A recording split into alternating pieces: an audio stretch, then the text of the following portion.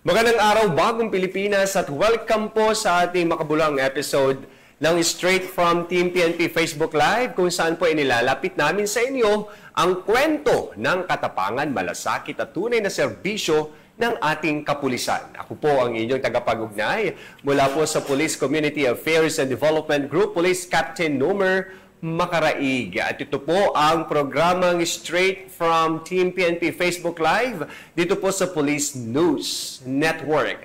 At una po sa lahat, kami po ay nagpapasalamat sa lahat po ng ating mga live viewers na patuloy pong umaantabay. Sana po ay wag po kayong magsawang suportahan ang lahat po ng programa ng Pambansang Pulisya, lalo na po dito sa ating social media program.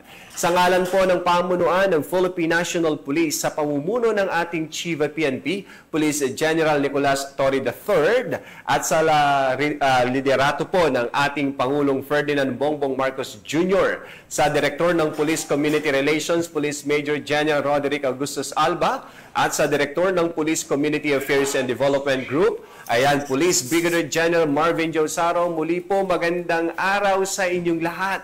Ayan, at nito nga lang pong June 23, 2025 ay pinarangalan po ang 20 pulis ng Ignacio Jimenez Outstanding Police Service Awards Excellence in the Line of Service dyan po sa Ramon Magsaysay Center, Malate, Manila. Kahapon po na-interview na po natin ang dalawa sa mga awardees at ngayon naman po tatlong mga bago at matitikas na pulis ang makakasama natin ngayon at live na live dito po sa studio.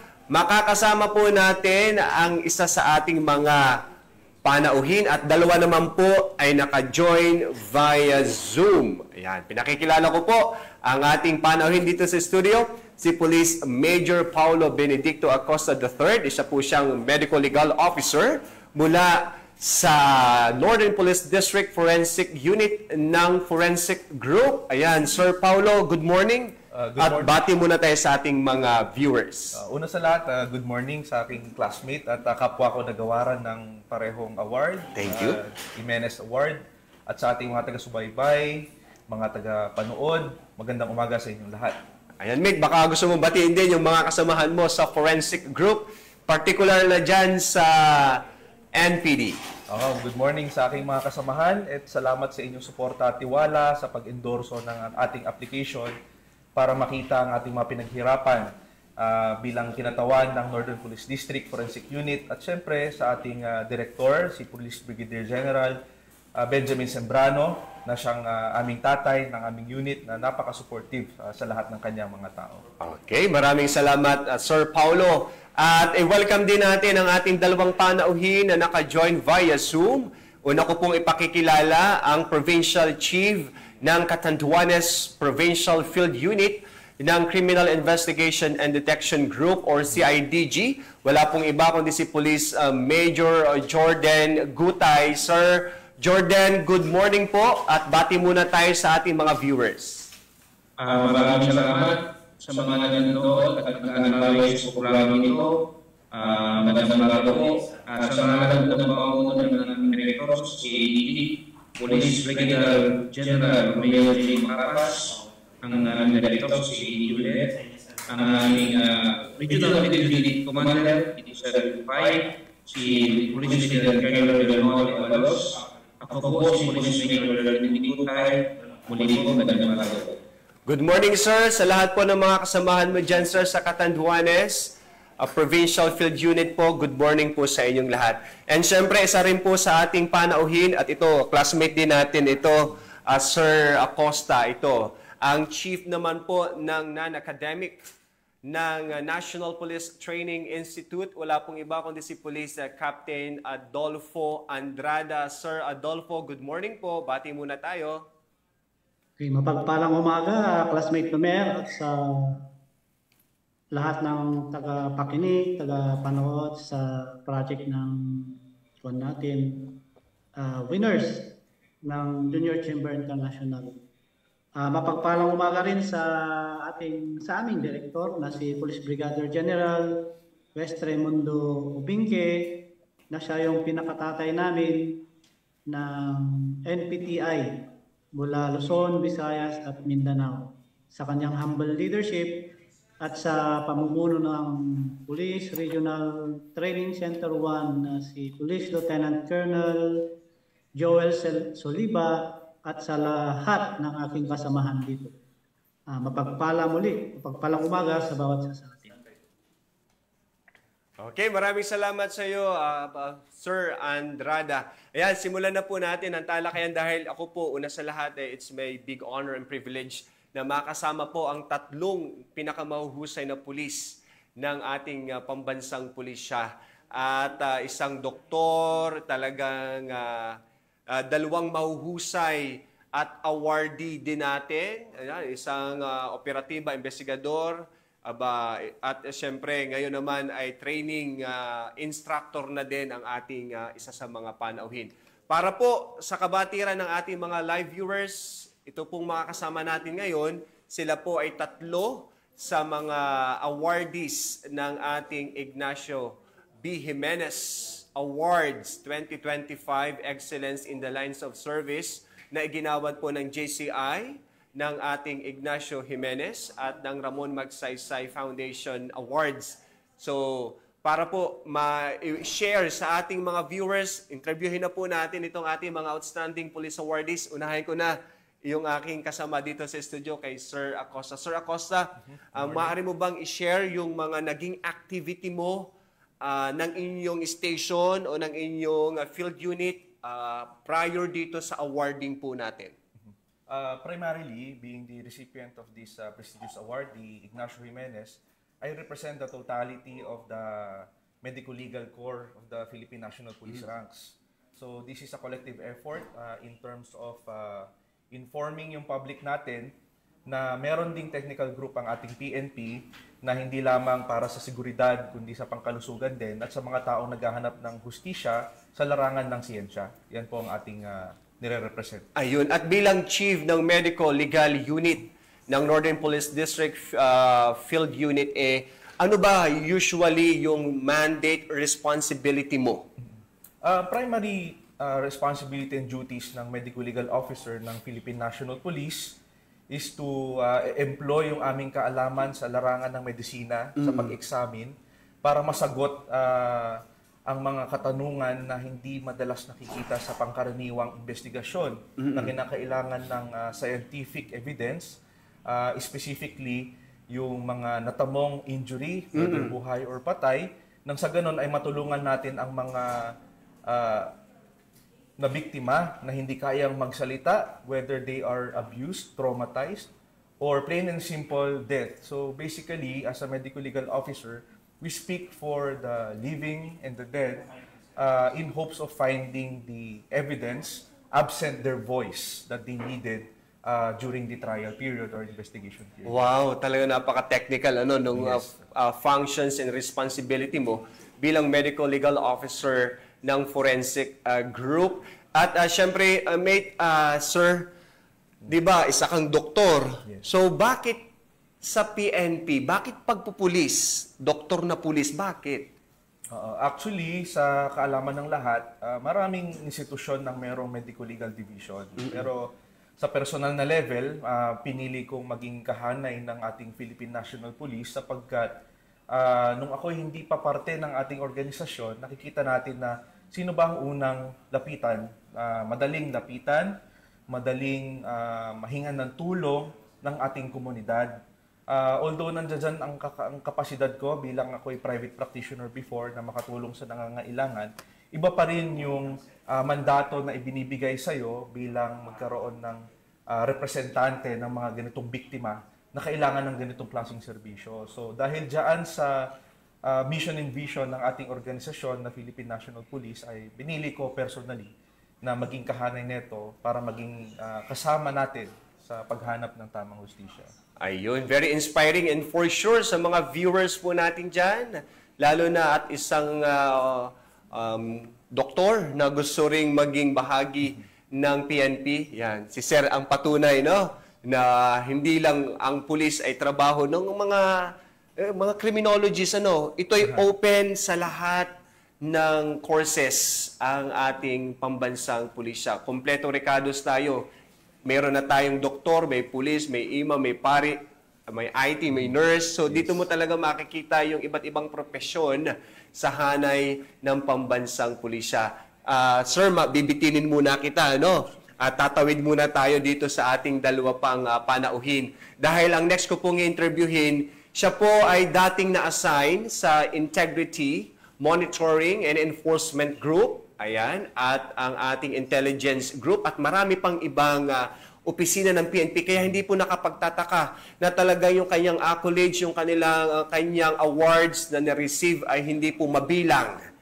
Isa na nga po dito, yung katatapos lamang na Ignacio Jimenez Awards 2025, si Police Major Jordan Gutay, nakasalukuyan pong Provincial Chief ng Catanduanes Provincial Field Unit ng CIDG. Sir Gutay, maaari mo bang ibahagi, sir, yung naging journey mo sa mga nakaraang designation at position mo, sir, sa PNP? Maraming salamat. Kung pagbabatayan po natin ang operasyon bilang pulis, bilang isang miyembro po at namuno sa mga laban sa kriminalidad at sa hanay ng kapulisan, sinapuso ko lang po ang dedikasyon, commitment at integridad po para magsilbi sa bayan. Sa larangan po ng administratibo naman, nagkaroon po tayo bilang Chief of Police at nagkaroon po ako ng inisyatibo ng mga programa upang labanan ang kriminalidad at magkaroon ng kaayusan sa ngalan po ng Paseo din doon sa probinsya ng Sorsogon. Maraming salamat po. Ayan, sir, sa mga naging assignment mo, sir, for sure, marami ka pong naging legacy, mga naiwang magagandang at kapakipakinabang na programa, aktibidad at kontribusyon. Sir, maaari mo bang i-share man lang ang ilan po sa mga ito na for sure hanggang ngayon ay ipinagpapatuloy at ini-implement ng iyong mga naiwan na mga kasamahan po sa serbisyo sa iyong pong mga naging assignment? Hindi na naman po ito sa pagkilala sa aking personal, ngunit pinapasalamatan ko rin po ang ating mga kasamahan dito sa bilang naging Chief of Police, naging Chief ng Provincial Mobile Group, at sa Anti-Kidnapping Group, at sa Philippine Integrity Monitoring Enforcement Group.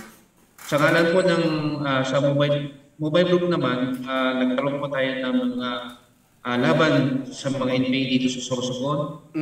Nung nasa PNP Anti-Kidnapping Group naman ako, siyempre po, nilabanan po natin kriminalidad laban sa mga kidnapper po dito sa Metro Manila at sa ibang banda pa dito sa ating bansa. At bilang IMEC po, bilang chief ng regional Team 5 po dito sa Bicol, nagkaroon po tayo ng mga pag-aresto sa mga nagkailang mga tuwaling mga pulis dito sa Region 5. May mga kaso po mga sa drugs, at iba pa mga krimen. Ayun. At gaya nga, sir, nung nabanggit sa atin ng GCI, talagang hirap na hirap sila, mate din, na pumili doon sa mga entry. Dahil lahat po talaga ng pulis ay may kanya-kanyang kontribusyon, may kanya-kanyang role to perform. Hindi po yan matatawaran, may kanya-kanyang storya ng kabayanihan, inspirasyon. Dahil ginagawa naman natin yung ating trabaho bilang mga alagad ng batas. And Sir Gutay, siyempre proud na proud yung mga naging nakasamahan mo. Dahil nga, nabanggit mo kanina, pinarangalan ka hindi lang para sa sarili mong accomplishment kasi ito ay bunga ng concerted efforts, lahat po ng mga naging kasamahan mo sa iba-ibang unit kung saan ka po na-assign. Kaya saludo po kami sa iyo, sir. Ayan, at maliban kay Sir Gutay, isa rin po sa ating panauhin naman, ito ay talagang naging kilala dahil sa kanyang kontribusyon, dahil siya po ay dating miyembro ng PNP Special Action Force at yung pong mga malalaking enkwentro, police operations na pinagdaanan po ng ating SAF troopers, kasama po dito si Police Captain Adolfo Andrada. At ngayon po siya ay kasalukuyang Chief ng Non-Academic ng PNP NPTI. Sir Adolfo, yan, kung iyo pong mamarapatin, maaari mo bang balik tanawan o ibahagi sa ating mga viewers ang iyong mga naging journey, lalo na yung nagpanalo sa iyo dito nga sa JCI Ignacio Jimenez Awards. Thank you, classmate Nomer. Muli, mapagpalang umaga sa lahat ng tagapakinig natin at sa lahat ng mga viewers natin.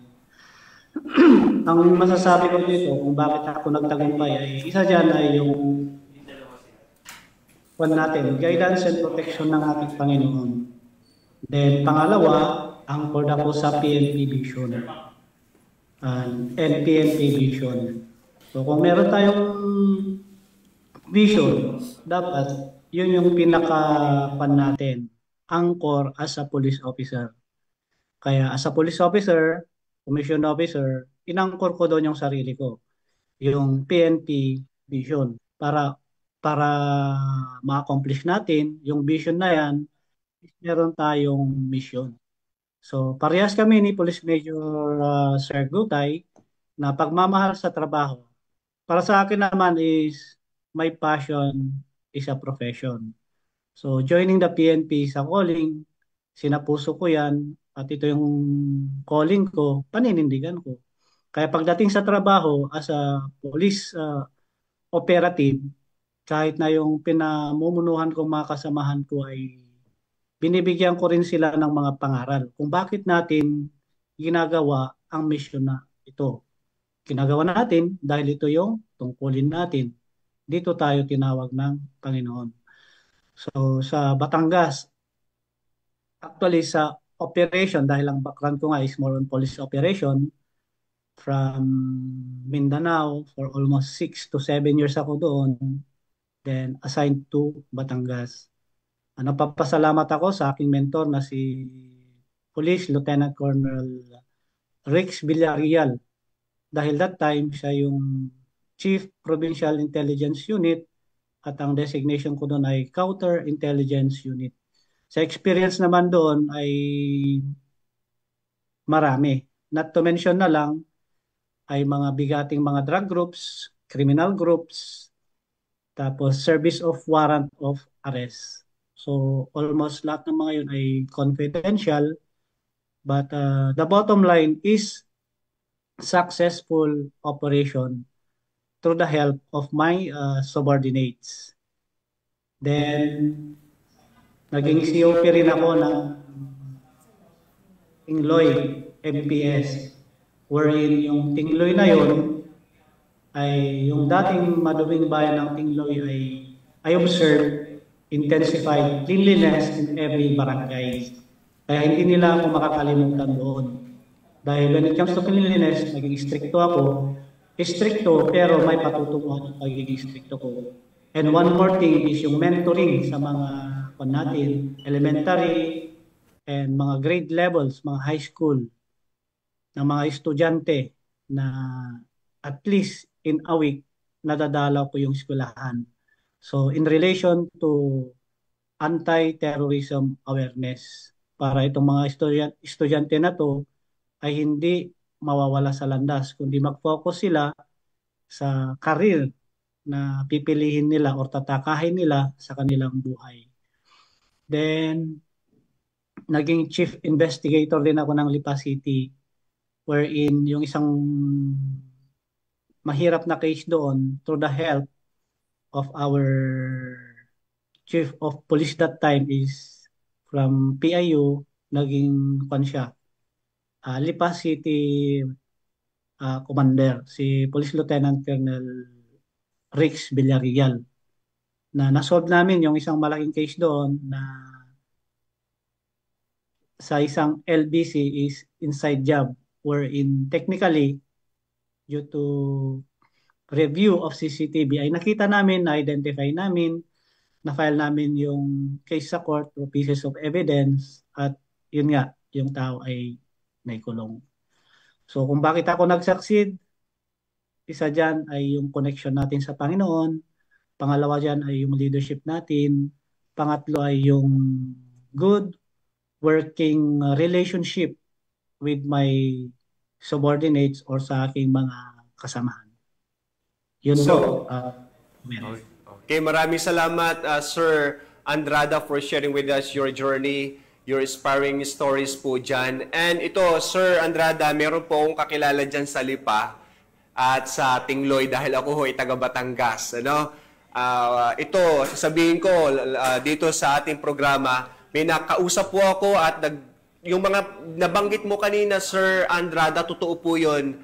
Meron pong kakilala sa Tingloy na hanggang ngayon po ay hindi po malilimutan yung iyo po naging programa, Legasiya, na naiwan po sa bayan po ng Tingloy and even sa Lipa. So maraming salamat, Sir Andrada, sa iyo pong serbisyo. Marami kang naging inspirasyon, may impact yung mga activity at yung presence mo sa mga naiwan mong station. Talagang kompleto po ang ating programa ngayon dahil binibida natin at ako'y proud sa programang Straight from Team PNP Facebook Live na ibahagi po yung mga kontribusyon, mga aktibidad ng ating tatlong matitikas na pulis dahil ito po ay bahagi na rin para tumaas na din yung informational awareness ng ating mga kababayan para at least, di ba, sir, nakikita naman natin na medyo laging negative ang nakikita, nalalaman ng PNP. So, we deserve naman natin na ipaalam sa ating mga kababayan na nagtatrabaho talaga ang inyong Philippine National Police sa investigation, operations, intelligence, at maging sa police community relations. Kaya nga po sila nanalo sa awards dahil kinilala mismo ng pribadong institusyon ang husay galing. Ito pong award na to ay hindi po award mula sa amin, mula sa PNP. Ito po ay award mula sa ating mga responsive na community members and stakeholders na sila mismo ang naka-experience, nakakita, naka-witness, at nagpapahalaga at kumikilala sa galing, integridad at husay ng ating mga pulis. Ngayon naman, babalikan ko si Sir Acosta. Sir, dyan po sa Northern Police District Field Unit usually, ano yung mga nire-respondihan ng iyong SOCO as ikaw po ay member at chief ng medical legal po dyan?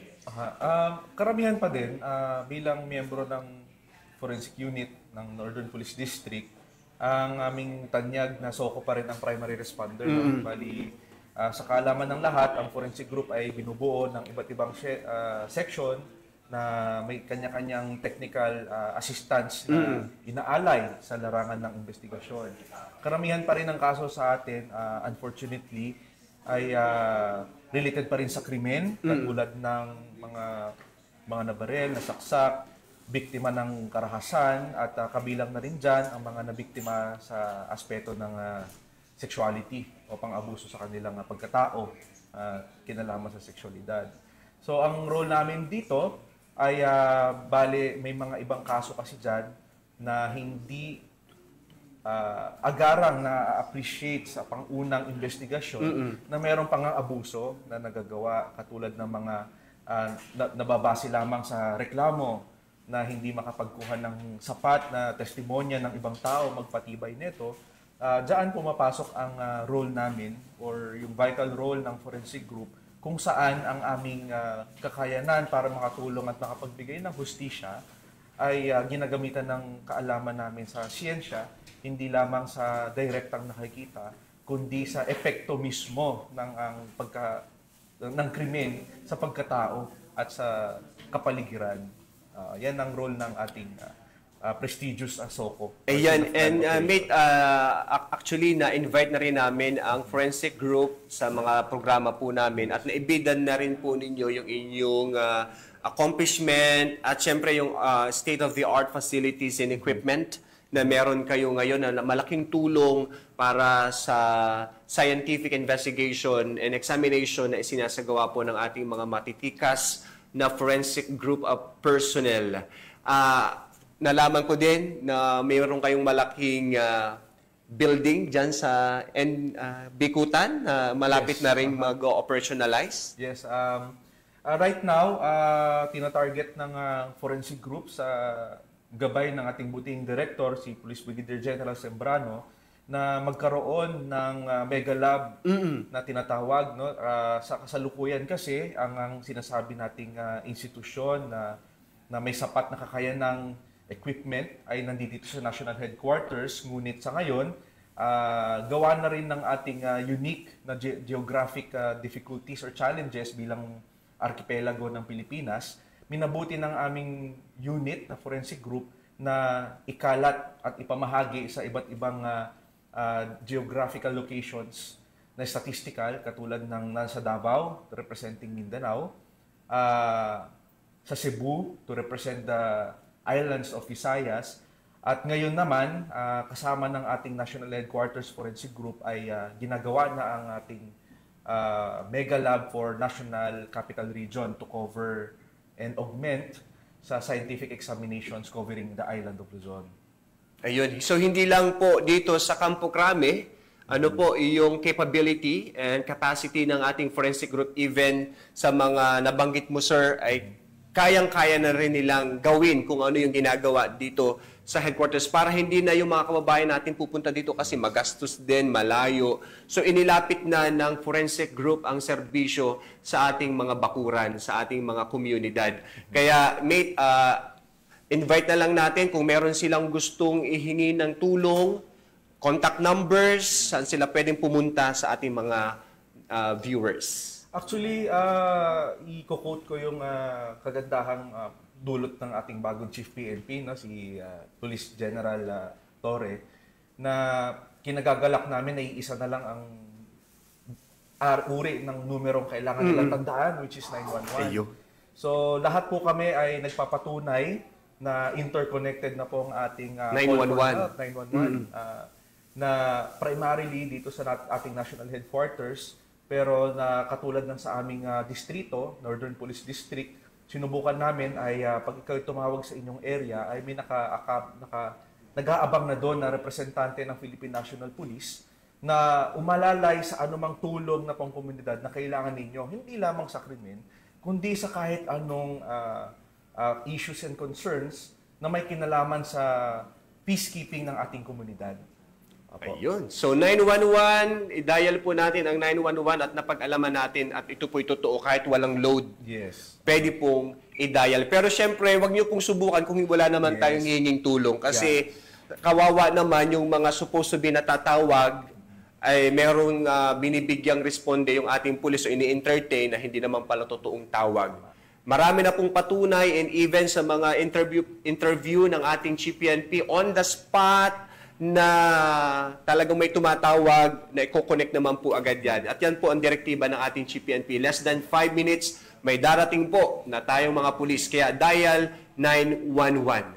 Balikan kita, mate, mamaya, ano? And syempre, tanungin ko naman si Sir Gutay. Sir Gutay, di po ba isa po sa mga direktiba ng ating Chief PNP yung swift response para sa police service ng ating mga kababayan, ano po, paano po tayo tumutugon doon, sir, bilang tayo po ang provincial chief ng Catanduanes po, field unit? Opo, bilang pagtugon po sa ating PNP chief, Police General Nicolas D. Torre III, tinutulungan po natin ang pamunuan ng probinsya ng Catanduanes upang makadagdag po tayo ng tulong sa personnel na upang tugunan po ang isa sa pillars ng leadership ni Chief PNP. So, naka-ready po ating mga radyo at kung sakaling magkaroon po ng paghingi ng tulong o report po ng galing sa ating ating mga kababayan, ang PNP sa ADG Catanduanes po ay laging handa po upang tumugon.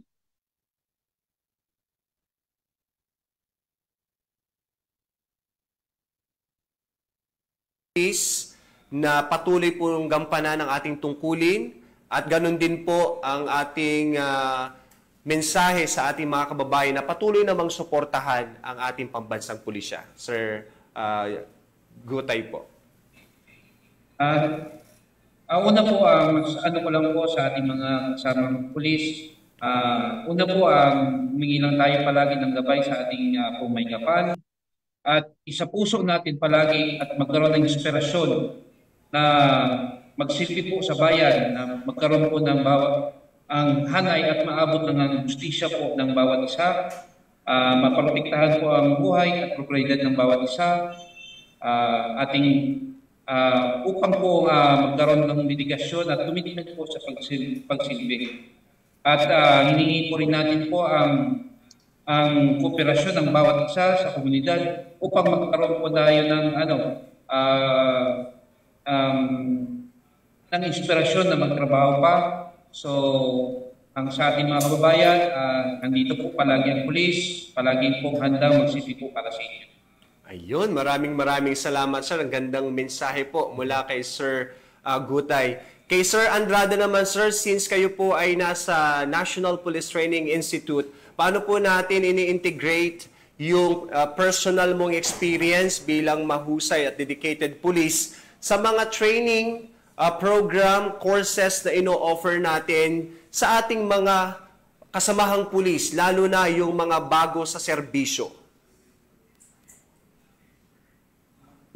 As a motivation sa ating mga police trainees natin, lalong-lalo na sa mga bagong pasok. So, yan ay nagkakaroon tayo ng training sa regional office. Sa regional office pa lang ay tinitignan nila kung sila ay karapat-dapat na maging police. So that is the first stage. Second stage ay dito sa atin is to train them kung paano talaga maging isang ganap na tunay na pulis. Educate them and mold them. So sa training naman ay pagbibigay ng disiplina sa bawat isa sa mga estudyante. Kung meron silang nagawang kasalanan, ay may corresponding disciplinary action sila. Inculcating them na dito sa training ay kung dito ay demerits lang, how much more kung nasa labas na sila, actual police work ay hindi lang demerits ang makakaharap nila, kundi mahaharap nila ang kaso o makakasuhan sila at madi-demote sila or the worst is madi-dismiss.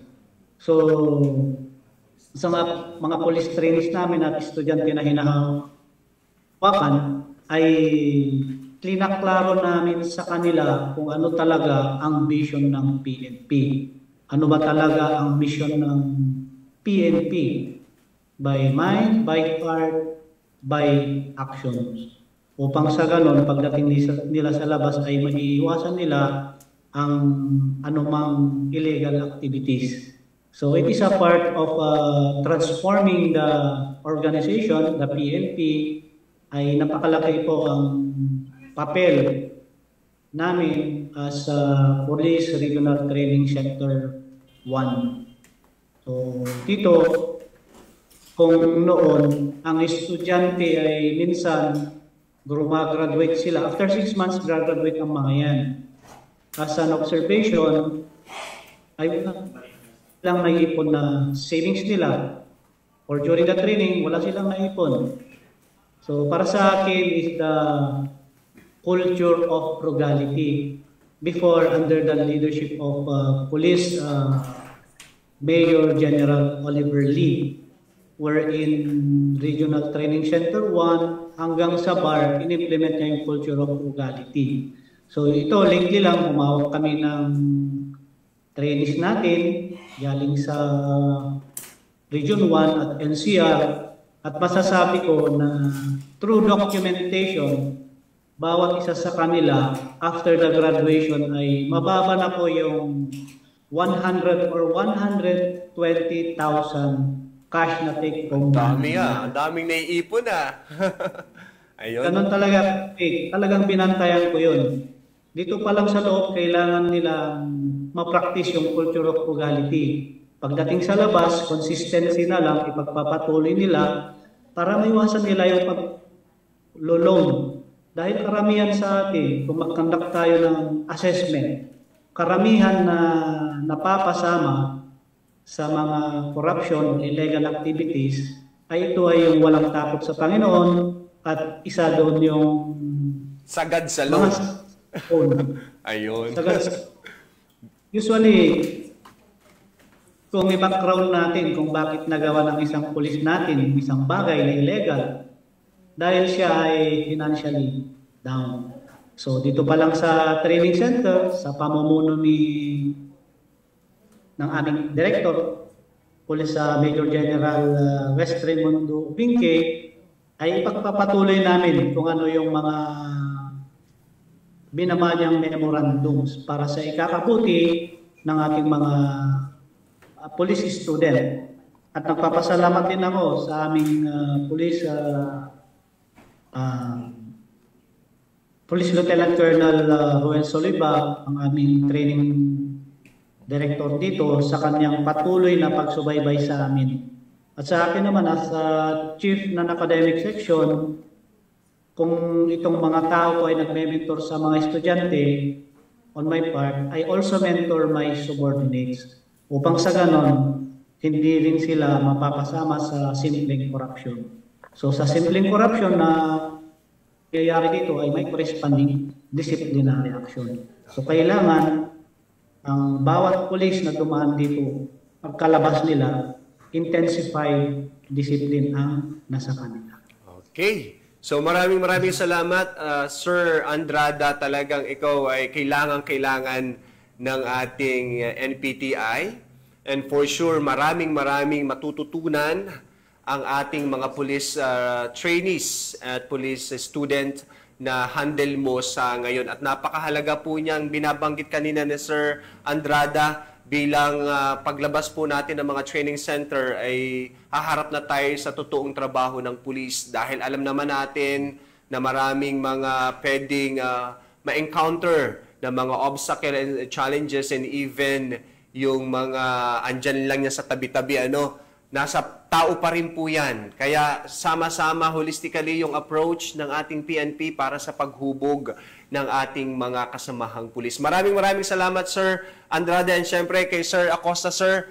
Any message you would like to convey, lalo na po sa ating mga kasamahang pulis, na patuloy ring maging inspirasyon yung mga accomplishment, mga kwento at mga kontribusyon ng ating mga panauhin ngayong araw. Okay, thank you. Actually, very simple lang ang mensahe natin sa ating mga kasamahan.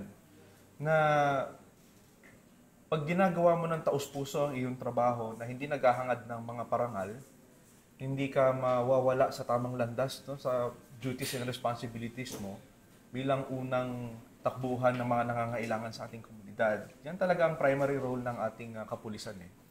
Pero tayong mga nabigyan ng benteng katauhan ng kapulisan ng prestigyosong award nga ng Police Service ni Ignacio Jimenez ay patunay na merong mga matang nakatingin sa atin kahit hindi natin alam. At ang kagandahan niyan, hindi natin masasabi nang dahil lang sa ginagawa natin ng ating mga nais, ang ating mga passion, so to speak, ay na-appreciate ng ating komunidad. Hindi man na-appreciate yung kanya-kanya nating gawain ng JCI specifically, pero ang pinaka-importante ay napakita ng mga taong bayan or maparamdam ng taong bayan ang kanilang pag-appreciate sa ating pagsakripisyo, pang personal na landas na dapat nating tinatahak, pero inalay natin para sa pagserbisyo sa ating komunidad. Para sa ating mga hindi naman kahanayan ng pulis na taga-subaybay or nagbabantay din sa mga galawan ng ating mga kapulisan, ay hinihikayat din namin siyempre na ang peace community ay tulungan, hindi lamang para sa kapulisan, kundi para din sa komunidad. Taus-puso namin hinihingi ang inyong tulong, katulad nga ng lagi kong sinasabi, ay tulungan tayo, na tulungan nyo kaming tulungan kayo. So that is a very good example of showing the interconnectivity of police service in ensuring peace and peace for the community with the cooperation of the community that we serve. Wow, napakagandang mensahe at talagang totoo 'yon, wala man pong awards na ma-receive ang bawat isang pulis, tuloy-tuloy lang po ang aming pagganap sa tungkulin. Bonus na lang po kung meron pong mga stakeholders na magbibigay ng karangalan at parangal sa ating pambansang pulisya. For sure, yun po yung magiging inspirasyon at motivation para mas pagbutihin. Pero meron mang lenteng nakatutok sa amin o wala, may awards man o wala, tuloy-tuloy po ang aming trabaho. Muli po, maraming salamat sa ating tatlong matitikas na ating panauhin ngayong araw na to. Muli po kay Sir Acosta, maraming salamat. sa ating dalawa pa na naka-via Zoom, kay Police Major Gutay at kay Police Captain Andrada. Maraming salamat. Bagaman konti lang yung oras ng ating talakihan, ay punong-puno naman ng inspirasyon at kwento na kapupulutan ng aral at motivation. Ganon din po ang aming pasasalamat sa JCI Manila, partikular na po kay President John Adrian Padiernos, VP for Community Affairs kay Sir Dison Wok, Director for Special Projects Sir Joshua Ruben Aragon, kay mga panauhin natin during the awarding, the ALG Secretary, ASEC, Billy Rasio and ASEC Elizabeth Lopez de Leon, maging sa President ng Ramon Magsaysay Awards Foundation, Ma'am Susan Afan, maraming salamat po.